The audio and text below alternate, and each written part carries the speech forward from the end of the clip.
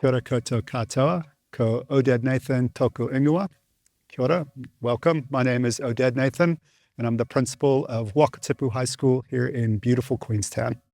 I just wrote in my newsletter actually on Friday that we've got extraordinary kids. We've got an extraordinary community. It is a diverse community and a diverse student population with a real range of socioeconomic sort of positions and things like that. But our kids are really good citizens, and they're kind, they're considerate. They are, they really give me a lot of hope for the future in terms of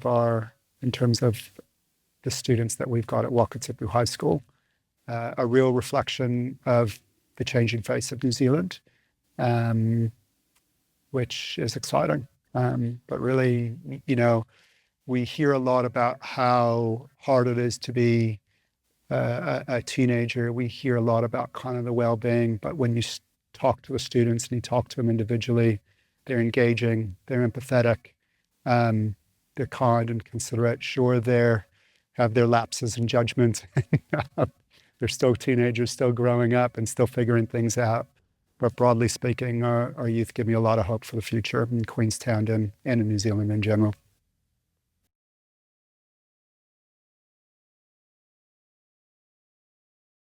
The housing conversation is very topical at the moment. We have 1,452 students at Wakatipu High School.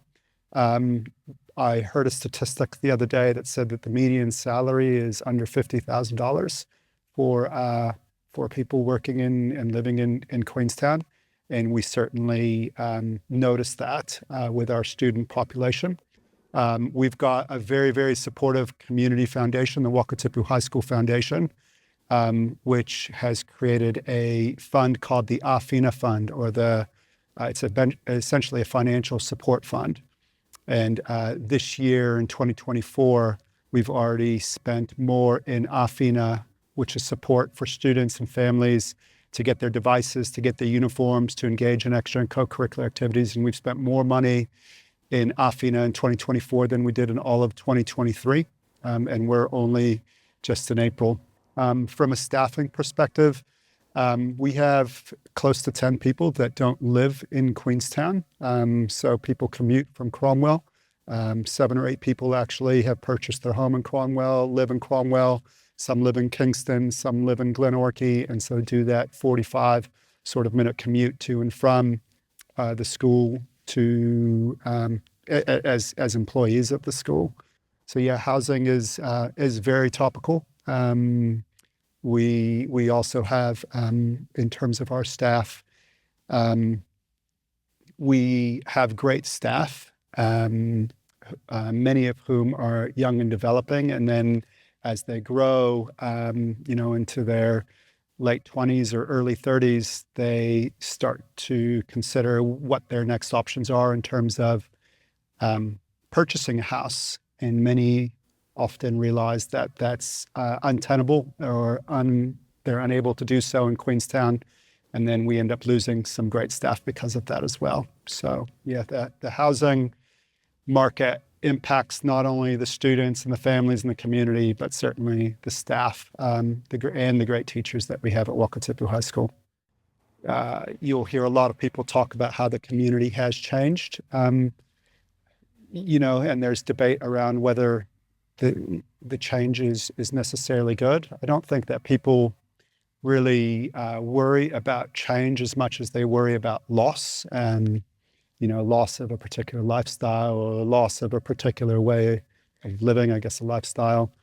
But I think we've got a vibrant community. It is growing, potentially growing faster than many would like it to. And you certainly see it from an infrastructure. Housing is but one part, but transport is another part.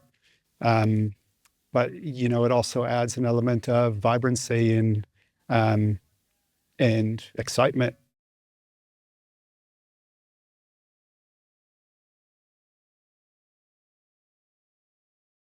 So we have a range of different staff houses at the moment, from 4 2-bedroom units in town. We've got a couple of 3-bedroom standalone townhouses, and we've got a house in Fernhill. So we do have some, but we have 140 staff as well, 100 plus teachers and growing, as we briefly discussed prior.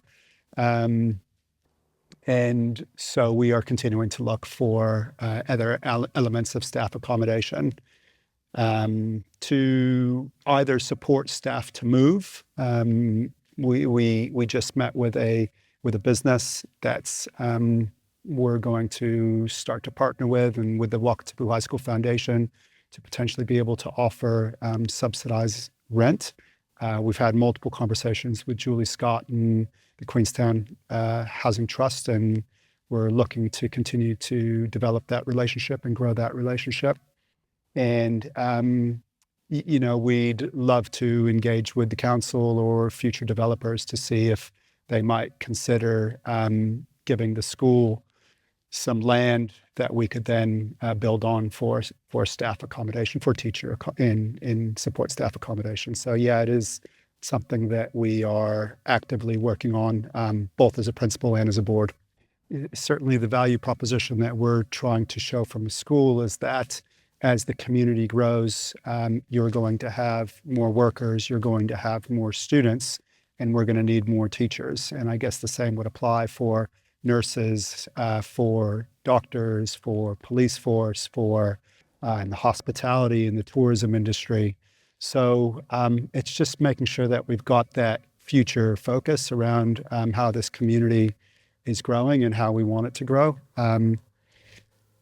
I don't really have a really strong position as such, but I am very cognizant and mindful that the things that we want to offer in Queenstown and provide in Queenstown are going to require workers and families to move here, and they need to be able to afford to live here and work here. Otherwise, we're kind of sort of shooting ourselves in the foot. It would be a real shame to become a town like you've described in Aspen, where none of the workers actually live in Aspen. That is, I think, a very dangerous kind of aspect that we would not want to replicate here in our community.